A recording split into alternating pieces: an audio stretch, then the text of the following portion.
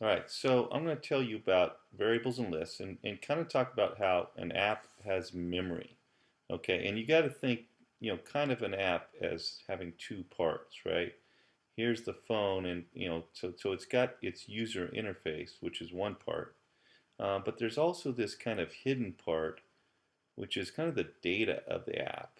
Okay, and it's when I say hidden, it's kind of, it's hidden from the user. So when an app is running, you got to realize it's got a bunch of data which the user can't see unless we decide to show them.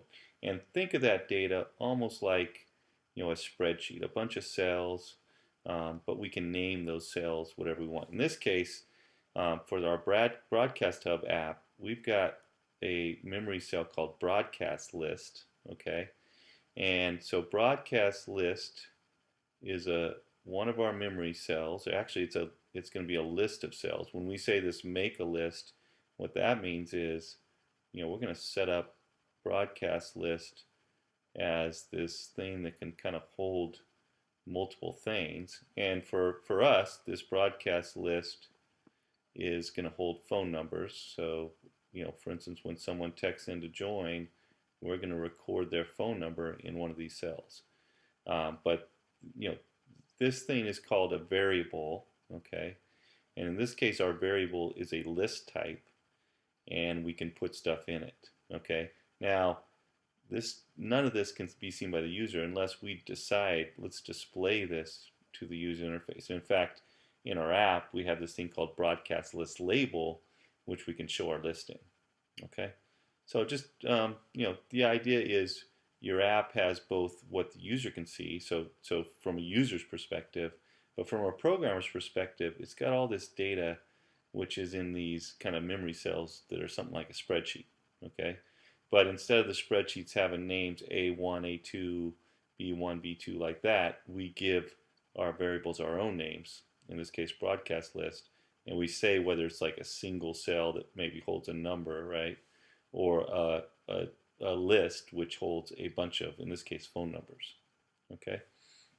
So, one other thing, in App Inventor, your variable definitions kind of float, right? They're not inside an event handler. So I can define this variable, and it's kind of outside of the actual program. And all I'm doing is kind of setting things up. I'm saying, look, give me some memory cells. It's going to be a list. I'm going to put some stuff in there. Okay, when the app starts running, notice there's no items in my list when I start out, right? Okay, because I don't know who's going to text in. But when the app starts running and someone texts me, right, a text comes in, this whole event handler gets triggered. And what I do is I call this function to add items to list. And it takes the phone number and it sticks it in my broadcast list, right? Whoever texted me, I'm going to take their number and stick it in my list, okay? And then like I said, maybe there's one thing in here, maybe there's 5 things in here, but I want to show the whole list to the user in my user interface. So I'm just going to basically dump this internal hidden list into the display so the user can see the list. And probably what I'll do and what I'll show you later is to make it so that display is pretty and it shows the numbers on separate lines, etc. All right. So anyway, here's an introduction to kind of a real fundamental, but kind of difficult part to grasp is an app has memory.